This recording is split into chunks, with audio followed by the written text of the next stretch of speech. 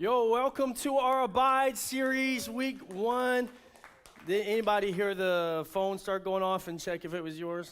Anybody do that? Nobody? Well, welcome. I'm really excited for this series, and I want to play a quick word game right off the top. Have you ever played the game, one of these things is not like the other?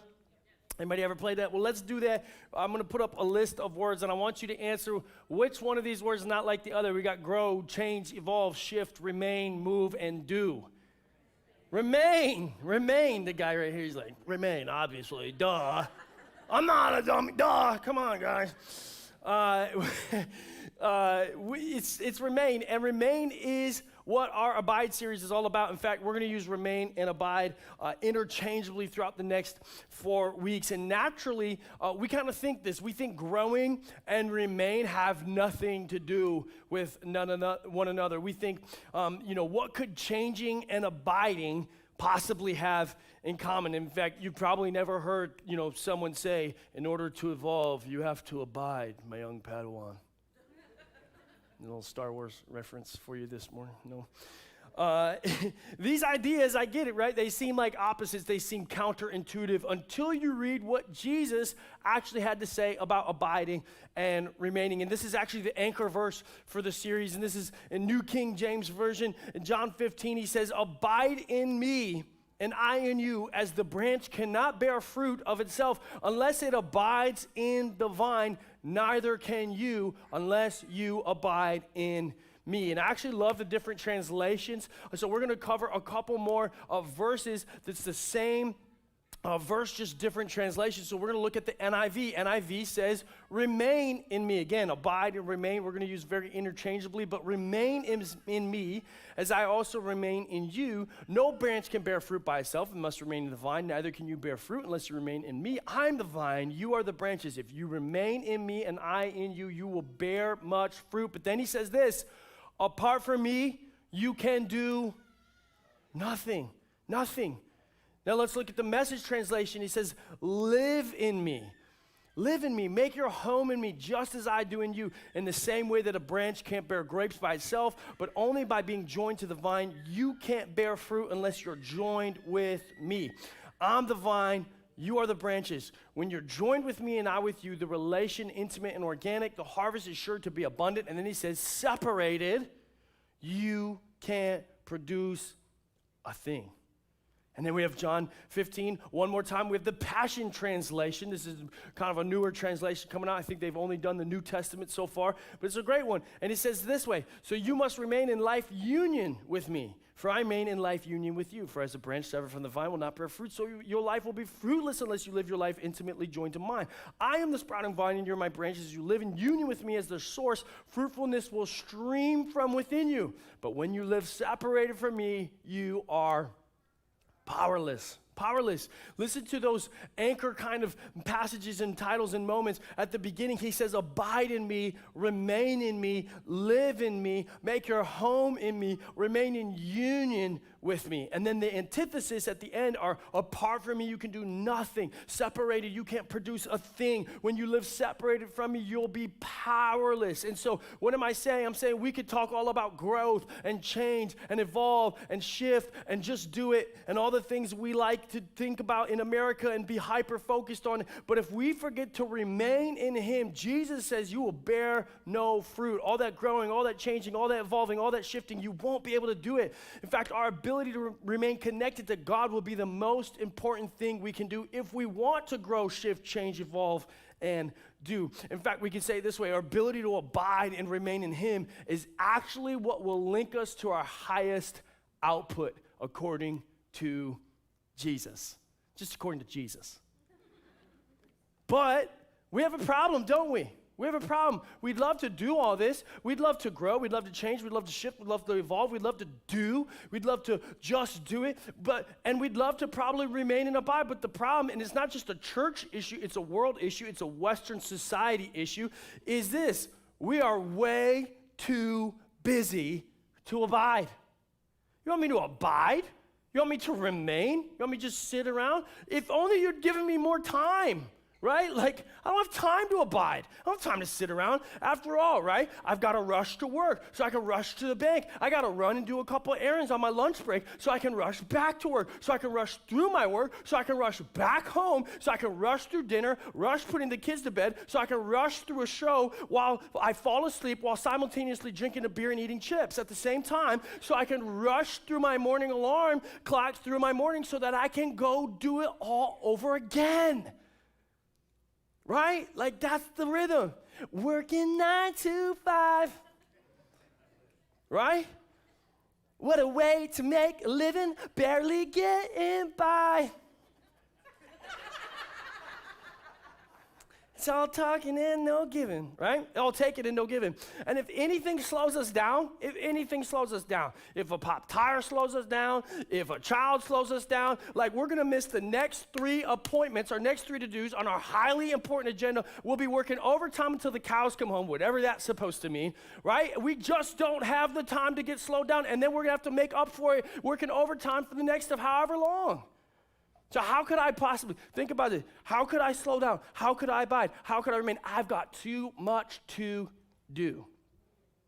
On the other side of that, how could I possibly live a life full of love, joy, and peace, which are just like fruits of the Spirit of God living within you? Right? How could I possibly live a life full of love, joy, and peace? How could I possibly abide? How could I possibly remain in Him when I simply don't have the time? And we may say, right, and a lot of us would say, come on, you're picking on, that's just how life is. But life historically didn't actually used to always be like this. And actually, life in many other cultures, even in today's world, aren't exactly the way we run our lives. In fact, I got to go to Spain this summer with my wife, Sierra, and even there, you know what's crazy is as you go as a tourist, you're like, hey, let's go. We got to grab something to eat. You know, we can grab something to eat for about 30 minutes, and then we got to move, because we got to see this place. ChatGPT lined up a whole agenda for us, and we've got 6 to 8 things to do between noon and 5 p.m. So let's just go hit lunch real quick. And then you know what happens when you sit down at a Spanish restaurant? They say, sit down, get comfortable, and shut up, because you will be here for the next 2 hours whether you like it or not, little American puppet. Right? And you start to realize other cultures do not run the way we do. In fact, you should have seen some of the store hours. And this was pretty routine, but one of them I took a screenshot of. This one, it read, they're open 10 to 11:30, 1:30 to 3:30, and then 5 to 6. And they're running a successful operation here. What do? We could never get away with that in America, right? There was a coffee shop that we tried to go to, and we got there around like 8:45, and once we showed up, we found out they didn't even open until 10 a.m., and all they do is sell coffee and pastries. Could you imagine in America opening up a coffee shop and saying we won't be open till 10? We close our coffee shops at 10 or 11 a.m. Morning's over, cupcake. You went up at 6 a.m. with the cows. You missed out. What you talking about? Right? Like, we couldn't get away with that. In fact, I had a roommate from Costa Rica. His name was Michael as a teenager, and he was like this too. He just lived on a different planet. We would tell Michael, we got to be gone. We got to leave at 9:45. Michael would wake up at 9:45 and then walk his butt to the shower. Like, what are you doing? We've got to get in the van. Walk this way. And I remember asking him one time, like, bro, what are you not getting? He's like, we don't run like that in Costa Rica. I'm like, you're lying. What do you mean you don't run like that? Like, what happens if you want to go see your friends at the mall and hang out on a Saturday? You got to tell them something. He goes, we just say, well, I'll see you at the mall on Saturday. I know, but then what time do you show up? We just go to the mall on Saturday. Okay, but like, where are you going to meet up and when are you going to meet up? We just get there, and if they're there, then they're there. And if they're not, then they're not there. I thought he was lying just to get away from like time management stuff, but then I experienced other cultures like, people live like this. And listen, I'm not necessarily always a fan of that kind of time, nor do I have to be, nor do you have to be. But it's important to understand that our world, and certainly history, has had more types of these, what you might call unmeasured days, than the measured days we live on here in the West, and in America. See, there used to be a day, and all my type A people, you could plug your ears or just brace yourselves right now, but there used to be a day that time wasn't even measured. It's true. It's true. Have you ever done that, by the way? Have you ever tried to live like that? Just live, just no time? I spent 2 years ago, got a cabin in the Adirondacks just by myself, and I decided I shut off every single one of my devices. I put all the watches in the truck, all the clocks, I turned them down, and I just lived for 2 full days. I didn't know the time at all. Just lived off of, you know what you lived off of? The sun. It's like, here, it must be to noon. It's a little bit past center. It's probably 12:30. Do you know you could tell the time by the sun? Somebody's learning something right now. One of these Gen Zers are like, that's not true. It's true. And man, it was the longest, and I mean that actually positively, it was the longest 2 days of like my entire life. I was like, wow, days just will go forever. Oh, here, it's incredible. Oh, thank you. Thank you. You should have heard that tickle in my throat. Amen. Hallelujah. Thank you. Man, it was the longest but most beautiful 2 days of my life. And history, this is important, history's had more untimed days than time days. It wasn't actually until the invention of the sundial that we began to even time our days. And you can go as far back as 200 BC. Guess what people were complaining about? The sundial. Yeah, the Roman playwright Plautus actually wrote this. He said, the gods confound the man who first found out how to distinguish hours. Confound him too, who in this place set up a sundial to cut and hack my days so wretchedly into small portions. The next time you're a little late and your employer starts to get on you, you could just quote some Plautus. You know, the gods confound the man. Right? See how that works for you, but I don't know. Again, though, Plautus is complaining about what a sundial was doing to his days. It's an understatement of the century to say that our lives have only quickened since. In fact, let's just look at a little bit of history in the last 140 years. Only 140 years ago, the automobile was first patented in 1886. This is the beginning of the Lamborghini, folks. That's what you're looking at. It's incredible. Just 140 years ago that we got introduced to vehicles that we drive every day. 123 years ago, the first plane was ever flown. Just 123 years ago. In fact, the average family having and driving a car wasn't normalized until the 1930s. That's within 100 years time span. We haven't even hit the 100-year mark that's become normal. It wasn't until the 1950s that people started flying commercial. 76 years that we've been flying commercial. Now, I couldn't even imagine. How am I supposed to get to Florida and back, you know? Drive one of those? Please, God, no. Since 1954, here's some of the things we've seen the birth. We've seen the birth of the microwave, the hard drive, the jet airliner, cordless tools in the 60s. Ugh, thank God. Satellite technology, radios in cars weren't streamlined until the 1960s. And think about this, freeway systems weren't starting to be implemented until the 60s and 70s. Highways were not made until the 60s and 70s. Could you imagine, like, our world is full of them. Like, it's insane. In the last 55 years or so, since 1970, in fact, we've had fiber optics, barcode technology, the personal computer didn't come till 1977, GPS, Microsoft, DNA fingerprinting, electronic mailing lists, the World Wide Web. In 1989, the internet became a thing. Thank you, Al Gore. That was a joke. Photoshop, if you remember, you remember. If you know, you know. Photoshop, the Predator drone, DVD, Bluetooth, Wikipedia just originating in 2001, 25 years ago. Facebook in 2004. The iPhone in our pocket didn't become a thing until 2007. Bitcoin in 2009. Siri in 2010. Oculus in 2016. Electric cars, metal 3D printing, and now the most current, AI. And what's the speed doing since AI has come into the surface? Is it helping us slow down? Speeding up. Every employer in the book right now is like, oh, since AI can cheat this, and this for you, now I want you to do this, and this. They've only added. The workload has gone up. The speed has increased. And I want you to hear this.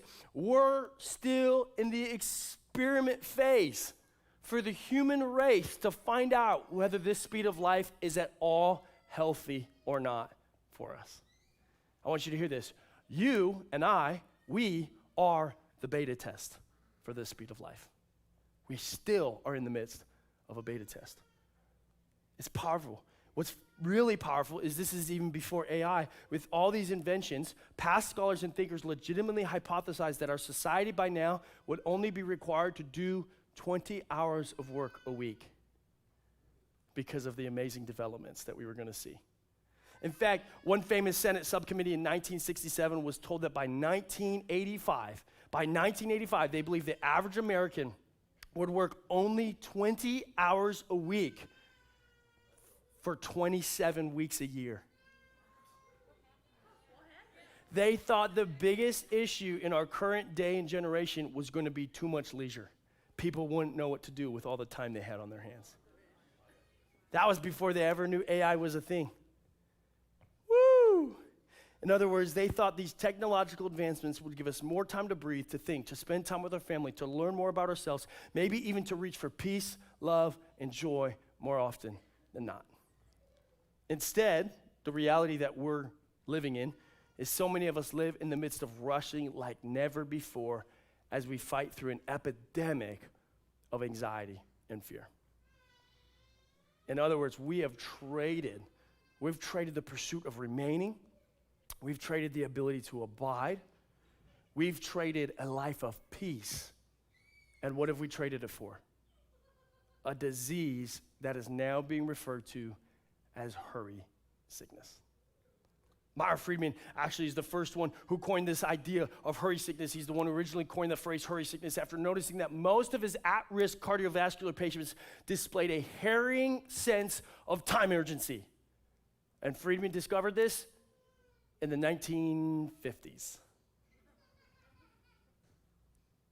In the 1950s, that's before all the developments and the inventions that I just basically listed out that we've seen since 1970. Is that mind-blowing for anybody else? This is mind-blowing. He defined hurry sickness like this. He defined it like this: a continuous struggle and unrelenting attempt to accomplish or achieve more and more things or participate in more and more events in less and less time. Does anyone else? Is it just me, or do we all have this? Psychologists and mental health professionals are now talking about an epidemic of the modern world in regards to hurry sickness, and yes, this is wild. They label it as a legitimate disease. Another definition of behavior pattern characterized by continual rushing and anxiousness, or here's one more, a malaise or an unhappiness in which a person feels chronically short of time, and so they tend to perform every task faster, and they get flustered when encountering any kind of delay. Any type of delay. And again, you might say, but that's just how the world lives, but not for the much of the written world, actually. Again, you could go back to 200 BC when the sundial, that's just 2,000. There's 4,000 years of written history before that time, before the sundial even really came into play. Isn't that wild? Now, the question at this point, hopefully, well, I don't know if here's the question, but I'm like, how do I know if I have it? Other than reading the definition, which most people are like, I've got it. But how do you know if you have it? Well, I'm getting this a lot from the book. It's from the book Ruthless Elimination of Hurry. You heard about it. I'll talk about it a little bit more at the end as well. But he gives us a quiz, kind of 10 symptoms that you might have. And if you have these, you probably have hurry sickness. If you have 7 out of 10 of them, you definitely have it. If you have 5 out of 10, you probably still struggle with it. If you're at 3 out of 10, you're probably a boomer in your 80s. And that was a joke. You could still have it even in your 80s, maybe. And I want to go through them. And listen, I'm going to slow down, and I just want you to process and just grade yourself out. Just hear this before I go into it. This is not for shame. It's not for guilt. It's to be made aware of maybe some issues that we should start to look at within our society. And as these pop up, I want you to understand and think through this. These things are not normal necessarily, nor do they need to necessarily be normal to be human. Some of us have just automatically made these things like, that's just being human. Or maybe this is actually what hurry sickness has continued to evolve and do to us as the human race. Number 1 is irritability. You get mad, frustrated, or just annoyed way too easily. Little, normal things irk you. People have to tiptoe around your ongoing low-grade negativity, if not downright anger. I don't have this issue ever. Number 2, hypersensitivity. All it takes is a minor comment to hurt your feelings, a grumpy email to set you off, or a grumpy text message, or a little turn of events to throw you into an emotional funk and ruin your day. Number 3, restlessness. When you actually do try to slow down and rest, you can't relax. You give Sabbath a try and you hate it. That was the worst. You read scripture but find it boring. You might still find it boring even if you're not restless. You have quiet time with God but can't focus your mind. You go to bed early but you toss and turn with anxiety. You watch TV but simultaneously check your phone, fold laundry, and get into a spat on Twitter. It's my favorite. Your mind and body are hyped up on the drug of speed, and when they don't get the next dopamine fix, they shiver. Number 4, workaholism, or just nonstop activity. You just don't know when to stop. Or worse, you can't stop. It's an ever-evolving work. You might be sore from head to toe, and you're still like, gotta go, gotta get to the next thing, gotta mow the lawn. Another hour, another day, another week. Your drugs of choice is a powerful sentence. Your drugs of choice are accomplishment and accumulation. Number 5, emotional numbness. You just don't have the capacity to feel another's pain or your own pain for that matter. Empathy is a rare feeling for you. You just don't have time for it, and you live in this kind of constant autopilot. You just numbed yourself. Number 6, out of order priorities. You feel disconnected from your identity and your calling. You're always getting sucked into the tyranny of the urgent, not the important. Your life is reactive, not proactive. You're busier than ever before, yet you still feel like you don't have time for what really matters to you. Months often go by, or years, or God forbid, maybe it's been decades, and you realize you still haven't gotten around to all the things you said were the most important in your life. Almost as if somebody else has control of the life you were given. I wonder what master would control you in such a way. Number 7, a major epidemic of the American lifestyle, a lack of care for your body. You don't have time for the basics. 8 hours of sleep a night, which ChatGPT keeps telling me is the standard that I should be hitting. Daily exercise, healthy, home-cooked food, minimal stimulants, meaning just 1 coffee a day. Margin. Instead, you gain weight, you get sick multiple times a year, you regularly wake up tired, you don't sleep well, you live off the 4 horsemen of the industrialized food apocalypse: caffeine, sugar, processed carbs, and alcohol. Number 8, escapist behaviors. When we're too tired to do what's actually life-giving for our souls, we each turn to our distraction of choice: overeating, overdrinking, binge-watching, Netflix, browsing social media, surfing the web. Name your preferred cultural narcotic. Narcotics are good, or can be good, healthy even on an occasional and short-term basis when they shield us from unnecessary pain. But when we abuse them to escape from reality, they end up eating us alive. You find yourself stuck in the negative feedback loop of socially acceptable addictions. Number 9, slippage of spiritual disciplines. Quiet time in the morning, scripture, prayer, Sabbath, worship on Sunday, a meal with your community, time with self, time with family, and so on. It all gets lost. It gets lost for the next 3 things on your agenda: what you're trying to achieve, what you're trying to accumulate. And finally, number 10, isolation. You feel disconnected from God, others, and your own soul. On those rare times when you actually stop to pray, you're so stressed and distracted that your mind can't settle down long enough to enjoy the Father's company. And even when you're alone, you come face to face with the void that is in your soul. And immediately you run back to the familiar groove of busyness and digital distraction. Okay, so there's a 10. How'd you do? Me neither. So here's what I want to tell you. Don't worry. Number one, you're not alone. If we're being honest and you're not 80, you probably have this. If you are 80, I love you so much. I'm just joking. Here's what I want you to do. I want you to reject any guilt or shame you're feeling right now. Just reject it. Tell it to give you some space and tell it to go back to hell where it came from. That is not God. It's not my agenda. It's not our agenda here. It is not the point of this exercise. The point we're driving toward is this. I want you to hear this. An overbusy, hurried life of speed is the new normal in the Western world. So I just want you to pause on that. Everything I just listed, most of us go, yeah, but that's just normal. That's to the new modern Western way of doing it. That's only normal in this case. These things are only normal in this day. We have normalized these things. They're not necessarily of God, but we've normalized them. An overbusy, hurried life of speed is a new normal in the Western world. And then I want you to hear this. And it's toxic. It's toxic. It is toxic to your soul. It is toxic to the things that you say are the most important in your life. Think about this. It is toxic to your relationship with God.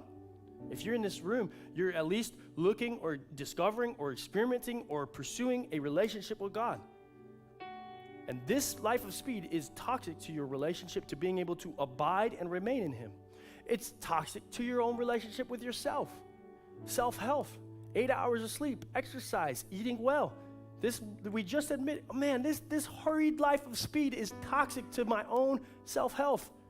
And it is certainly toxic to others. It's toxic to your relationship with your kids. It's toxic to your relationship with your spouse. It's toxic to your relationship with your best friends. This life of speed is toxic in relationship with God, relationship with self, relationship with others, relationship with this world. This is the Christian way. And it's toxic to everything God has told us and lined up and told us is most important. And many of us admit those are the things that are most important for me too. Well, this life of speed has somehow bumped me from the stream and the current that God has for me. Again, we talked about this. Just think about the love, joy, and peace. That's just the first three, the three first fruits of the Spirit of God. If you're living with the Spirit of God, truly walking in His way, and He is residing over and in you, and you're doing it His way, love, joy, and peace are supposed to be the first three things that come out. Love, joy, and peace are incompatible with hurry. When are you least loving to the people you care about most? When you're in a hurry. When I got somewhere to be, I would kick my kid out of the way to get somewhere I got to be. You know, it's like constantly, especially as little toddlers, when you're raising little toddlers, you're like, what's the number one thing you say to them when you're trying to get out the door? Hurry up. Come on. Hurry. Come on. Hurry. His little legs are like,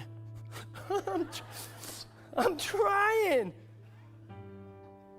I don't care. I got 3 appointments to be at. We're going to miss the oil change. Hurry is incompatible with love. It's incompatible with joy. It's so incompatible with peace. How does hurry and peace work together? How about, that's just the first three. Anybody know the fourth one? Love, joy, peace, patience. Hurry and patience. All of them, go through all of them. Kindness, goodness, faithfulness, gentleness, and hurry. How's that going to work out for you? Self-control. They're all incompatible, and everything Jesus is trying to grow in the soil of our lives, all of it is incompatible with hurry, not to mention that fourth fruit. And if we're living in an epidemic of hurry, then we must address it to get back to living the way we were meant to live. And I think the good news and the hope of this message is this: we have a creator We had someone who loved us enough to come to this earth to model for us a different lifestyle, a different type of lifestyle. There's a different way to do this thing. And I believe he has an invitation for you this morning. His invitation for me, his invitation for us. And his invitation for us is firstly, abide in me. Make your home in me. Rest in me. And he tells us it looks something like this. In fact, in Matthew 11, he says, come to me, all you who are weary and burdened, and I will give you rest. There is a creator of the heavens and earth, and he came and he said, I have a different type of way. I want to give you rest. I want to give you rest. And he says, take my yoke. Yoke means weight. Take my weight upon you.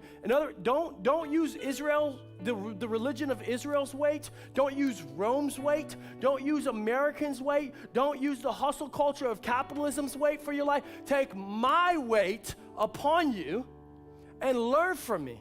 For I am gentle and I am humble in heart. And you will find rest. For what? For your soul, for your most innermost being. For the core part. In fact, you might still look like you've got 3 appointments to do, and you might look like you're running around, but there's something so internally different because you are at complete peace internally. I have rest for your core being. That's my promise to you. And then he says, for my yoke, let me tell you one more time, my weight is easy. My weight is easy. America's weight might not be easy. Rome's weight might not be easy. Religion's weight might not be easy, but my weight is easy, and my burden, my presence, what I require of you, what I expect of you, the natural current, you know what it is? It's light. It's light. My weight is easy, and my burden is light. Can I ask you a question? Where in our American understanding of Jesus, where is his weight easy and his burden light? We have so misplaced an easy and light way of Jesus. I think religion and modern evangelicalism has done just a terrible job at dumping more weight, more burden. The American hustle culture of capitalism, all the weight, all the burden. It's on you. But in Jesus' definition, his weight is supposed to be what? Easy and light. Where is it?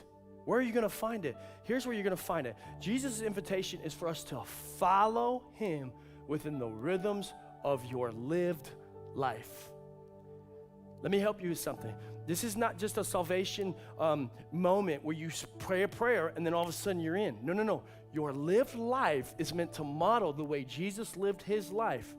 It's going to look like the 2026 version, but there are rhythms and ways you are meant to have in your lived life. You observe the way he lived his life, and you do likewise in circa 2026.